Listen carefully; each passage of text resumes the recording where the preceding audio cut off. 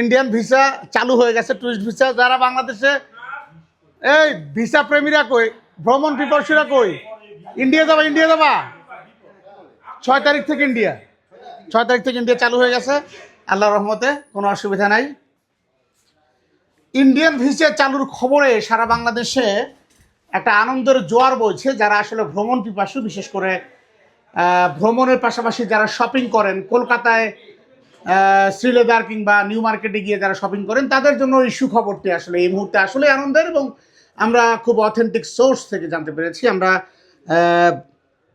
কিছুক্ষণ আগে ভারপ্রাপ্ত যিনি হাইকমিশনার রয়েছেন ইন্ডিয়ান, তিনি জানিয়েছেন যে আসলে 6 তারিখ, এই যে মে মাস শুরু হবে কাল থেকে, এবং এই 6 মে চালু হচ্ছে আসলে এই ভিসা প্রসেসিং। এবং এখন থেকেই আপনারা ইন্ডিয়ান অনলাইনে যে ওয়েবসাইটটি রয়েছে, মানে ভিসা অনলাইনের যে ওয়েবসাইট, সেখানে গিয়ে আপনারা আবেদন করতে পারবেন। এবং যারা দীর্ঘদিন অপেক্ষায় ছিলেন, বিশেষ করে 2024 সালের 4 আগস্ট বন্ধ হয়ে যায় ইন্ডিয়ান ভিসা, এবং সীমিত আকারে মেডিকেল এবং বিজনেস ভিসা চালু ছিল, এবং তাদের জন্য কিন্তু এই সুখবরটি। আপনারা জানেন যে দীর্ঘদিন বাংলাদেশের সাথে ইন্ডিয়ার একটি সম্পর্কের টানাপোড়েন ছিল, এবং ইন্টারিম গভর্নমেন্টের আগেই যখন আসলে পতিত সরকার ভারতে পালিয়ে যায়, তখন থেকেই কিন্তু আমরা দেখেছি যে এই টানাপোড়েন শুরু হয়। এবং ইন্টারিম সরকার কিন্তু সেই টানাপোড়েনের দূরত্ব তৈরি হয়েছিল, সেটি কিন্তু লাঘব করতে পারেনি, বরং বিএনপি সরকার ক্ষমতা আসার পর, অর্থাৎ নির্বাচিত সরকার আসার পর, এই যে নতুন করে হাইকমিশন নিযুক্ত হয়েছে ভারপ্রাপ্ত, তিনি কিন্তু এই সুসংবাদটি দিলেন। এবং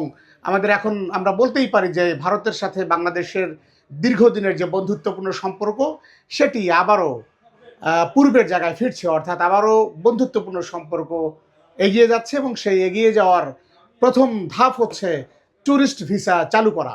মেডিকেল এবং বিজনেস ভিসার পাশাপাশি ট্যুরিস্ট ভিসা চালু হচ্ছে মে 6 তারিখ থেকে। এবং এই যে দীর্ঘদিন বন্ধ ছিল, এতে করে কিন্তু ইন্ডিয়ার একটি পার্ট, আমরা প্রশ্ন দেখেছি যে বাংলাদেশ থেকে প্রায় 12,000 ট্যুরিস্ট,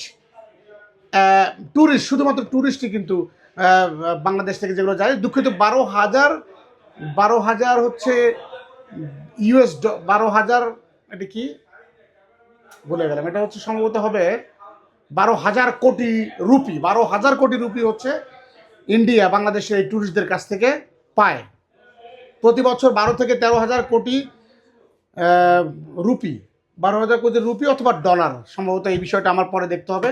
এই 12,500 কোটি রুপি তারা মিস করছিল বাংলাদেশি ট্যুরিস্টদের কাছ থেকে।